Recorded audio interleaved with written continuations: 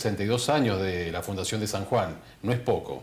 Para muchos es poco porque lo podemos comparar con Europa, con otras ciudades, y claro, son el antiguo mundo, allí Europa, son todos años multiplicado por 2, por 3, pero de todas formas es interesante volver la vista al pasado y ver qué ocurrió concretamente ese 13 de junio, cuando Juan Jufré en 1562, recibiendo órdenes de España, llegaba a San Juan y fundaba esto que ahora es nuestra provincia, nuestra ciudad.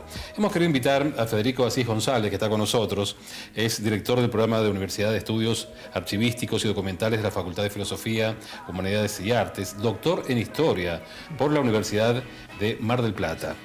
Bienvenido, ¿cómo andas, Federico? Hola, un gusto, Ernesto, gracias por la invitación y por el espacio. La ciudad medieval, siempre vemos los dibujos, chicos presentábamos en el colegio y veíamos que había allí algún recuadro con unas manzanitas allí dibujadas, pero bueno, eso no hay que tomarlo tan a la ligera porque nos dice mucha información. Exacto, ver cómo la gente ocupa un espacio siempre nos da información de cómo vivían, de cómo entendían su lugar en el mundo. Da la particularidad que la ciudad medieval normalmente era mucho más orgánica, crecía con las formas del terreno, y aquí nosotros vemos que San Juan es una regla, es norte-sur, este-oeste, y eso tiene que ver con una revisión que hicieron los hombres del fines de la Edad Media y principios de la Edad Moderna sobre cómo querían ocupar el espacio de una forma más romana, más racional. Y eso lo trajeron acá, pero detrás de esa máscara que uno puede ver en la representación del acta fundacional de San Juan, vemos un montón de elementos medievales que todavía están allí, vivos, y que están en la cabeza de Jufré, evidentemente, cuando llegó aquí a San Juan. El mandato divino, por ejemplo. Exacto, podemos ver el mandato divino en el propio escudo que acompaña la fundación de San Juan. En la parte inferior, donde está la descripción de lo que se hizo, está el escudo de Jufré, y el escudo de Jufré tiene un ángel, tiene una espada en la mano y dice Superbos, Superbos Gladiu, Premio Fidelis, es decir, que con la espada, ahí está las imágenes. Exacto, con la espada Dios está premiando a los superbos, es decir, a la gente superior, los aristócratas, como él se consideraba.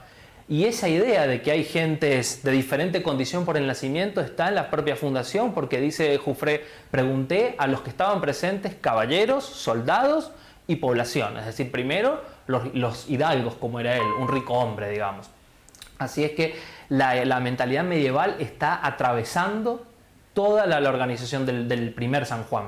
Y también podemos decir que es una ciudad de gestos. Sí, claramente los gestos están atravesando el propio acta de fundación, porque pensemos que el hombre medieval es un hombre propiamente de gestos. La palabra escrita venía a dejar constancia de algo que se había hecho visualmente antes. Había que verlo y vivenciarlo. Y ahí dice, Jufré, viendo que primero anduvo por el lugar, conoció el valle, eligió un lugar y lo primero que hizo fue, con sus propias manos, dice el acta, levantó un árbol y puso un árbol de justicia en lo que va a ser la plaza principal para que siempre haya justicia del rey. Y después tomó una cruz con sus manos nuevamente y la colocó donde iba a estar la iglesia matriz, la iglesia mayor de la ciudad. Es decir, él con su propio cuerpo está mensurando el espacio, dividiendo lo que es la nada, porque hasta el día de hoy nosotros cuando estamos en el campo, ¿qué decimos?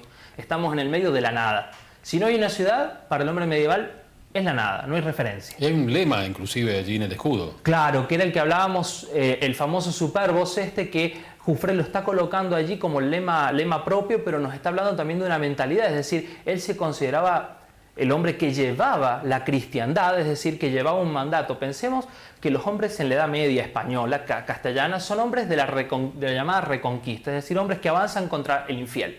El infiel en Europa va a ser el Islam. Pero cuando llegan aquí, el infiel no es el Islam y el Papa lo reconvierte a el indígena que no estaba convertido al cristianismo.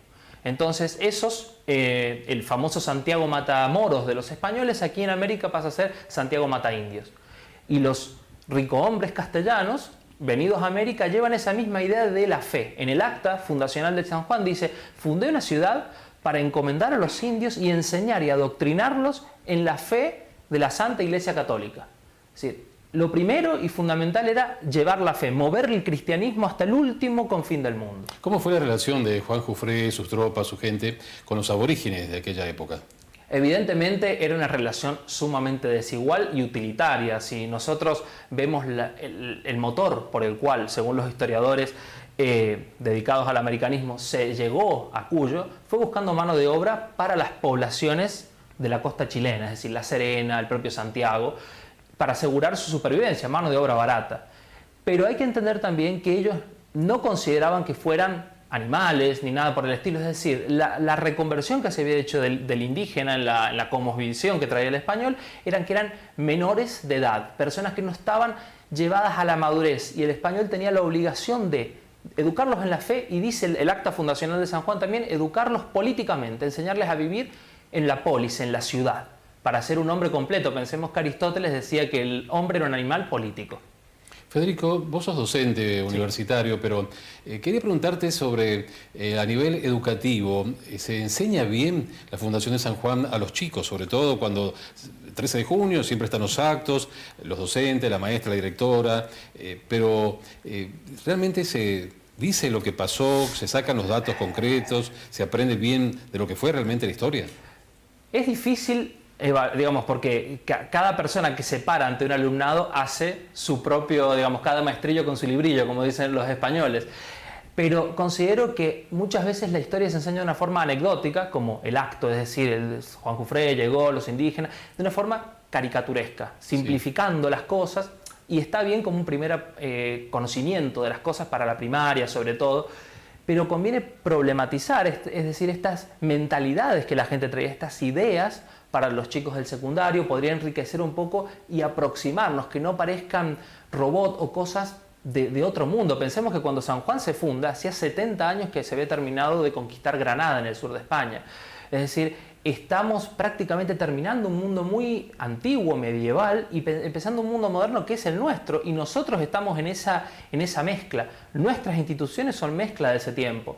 Entonces, quizás trayendo ese tiempo al nuestro, complejizando el nuestro, sería una forma interesante de que la historia les llegue, más allá de un cuentito o de una cosa de memoria. Es decir, saber dónde vivimos, por qué vivimos aquí, por qué hacemos lo que hacemos. Federico, ¿y cuál es tu opinión en relación a la historia negra de la conquista, del descubrimiento? Porque por allí muchos dicen, bueno, venían con la mano dura y por sangre entraba la religión, cuando acá habían culturas, habían idiomas, había toda una infraestructura, y muchas veces colapsaron o la destruyeron. ¿Cuál es tu opinión en relación a este tema?